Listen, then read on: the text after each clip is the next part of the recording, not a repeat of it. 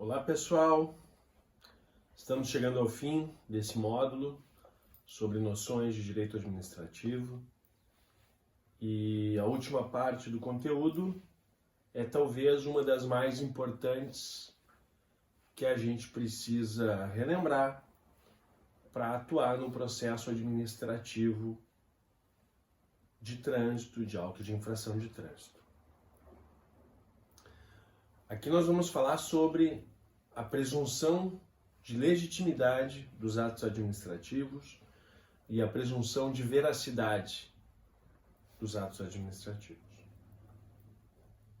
Tem doutrinadores que compreendem essas presunções e por isso ela está dentro do escopo dos princípios como decorrência do princípio da legalidade.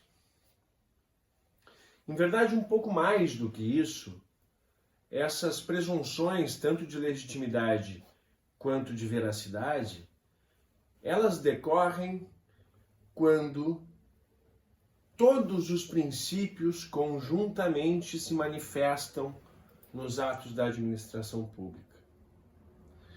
Ora, se a administração pública age de acordo com o princípio da legalidade, se a administração pública age de acordo com o princípio da impessoalidade, se a administração pública age de acordo com o princípio da moralidade, se a administração pública dá publicidade aos seus atos e se esses atos são realizados de acordo com o princípio da eficiência, é legítimo concluir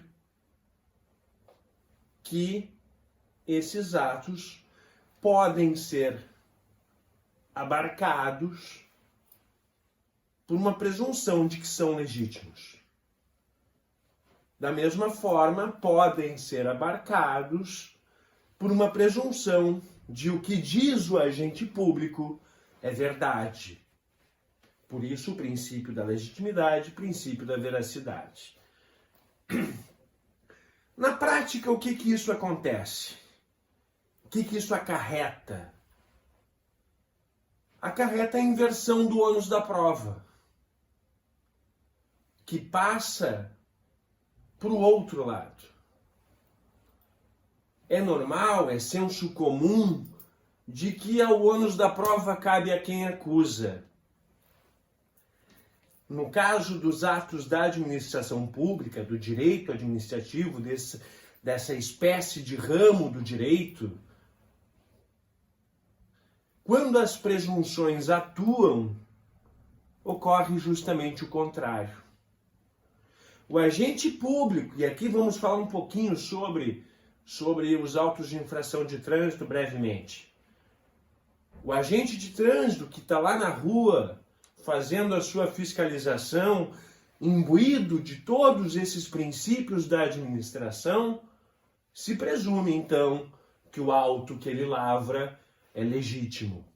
Se presume que o que ele está fazendo está de acordo com a verdade, porque ele, investido como instrumento da própria administração pública, não poderia agir de outra forma, a não ser em respeito a todos os regramentos e a todos os princípios e a todos os conceitos da administração. Então, quando um agente de trânsito lavra um auto de infração, cabe à parte que está sendo imputado aquele tipo infracional produzir a prova de que aquilo não corresponde com a verdade ou de que aquilo está eivado de alguma nulidade que o deslegitima. Mas vejam bem, isso é importante.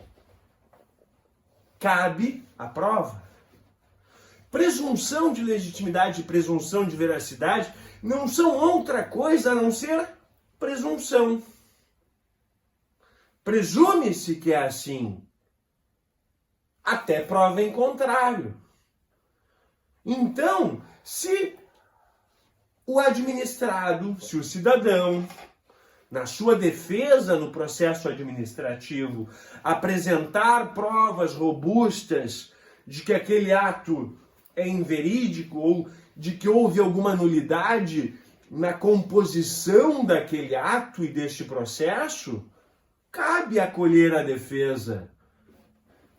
Por isso que é importante ter sempre em mente, não é verdade absoluta, não é um ato irretocável sempre. Ora, a gente sabe que a administração pública tem por instrumento pessoas. E pessoas eventualmente falham. O sistema eventualmente pode se equivocar, pode ter alguma regra, pode ter acontecido um fato extraordinário.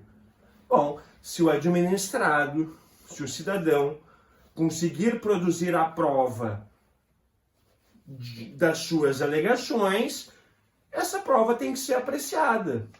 E se essa prova for robusta o suficiente, ela afasta a presunção, tanto de legitimidade quanto de veracidade. Veja, hoje em dia, com uma série de recursos tecnológicos que nós temos, com a possibilidade da lavratura eletrônica dos autos de infração, que comporta inclusive fotografias do próprio ato, do momento, da situação, cada vez mais vai se exigir do agente público que, na composição do ato administrativo, no nascedouro do ato administrativo, já com ele produza essas provas. Tem ficado cada vez mais frágil a mera alegação do agente e o cidadão que prove, não é? Porque nós avançamos. Então, essa presunção de legitimidade e a presunção de veracidade, elas devem ser utilizadas como razão de decidir da administração pública quando a prova for impossível. Quando não houver outra forma mesmo de se apurar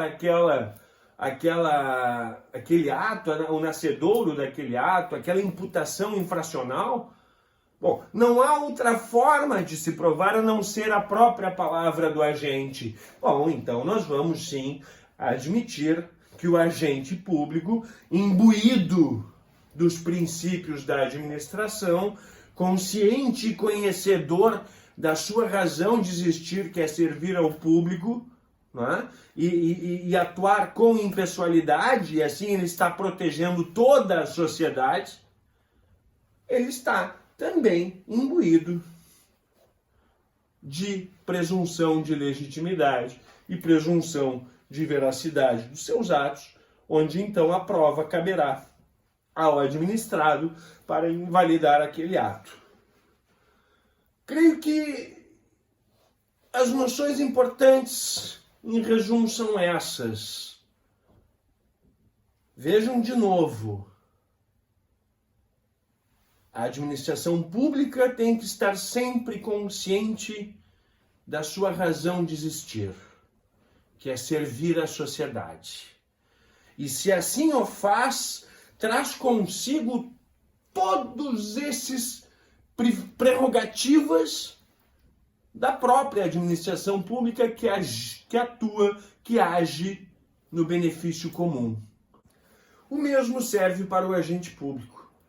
Aquele agente público que é instrumento da administração pública, se ele compreende, se ele tem sempre ciente no seu agir a razão de existir da administração, a razão de existir da sua atuação, e isso está de acordo, isso coaduna com as normas que regem a administração pública, então o seu ato também será revestido da presunção de legitimidade e da presunção de veracidade, que só será afastada ante uma prova robusta que afaste mesmo e que invalide todo aquele processo que surge a partir do ato administrativo. Creio que sobre presunção de legitimidade e veracidade, em termos de noções, de relembrar, eu acho que é isso. Eu espero que o módulo tenha sido proveitoso e que vocês consigam ter um bom curso daqui para frente e que isso colabore de alguma forma para a atuação de vocês como agentes públicos da administração e do desempenho das suas atividades. Muito obrigado.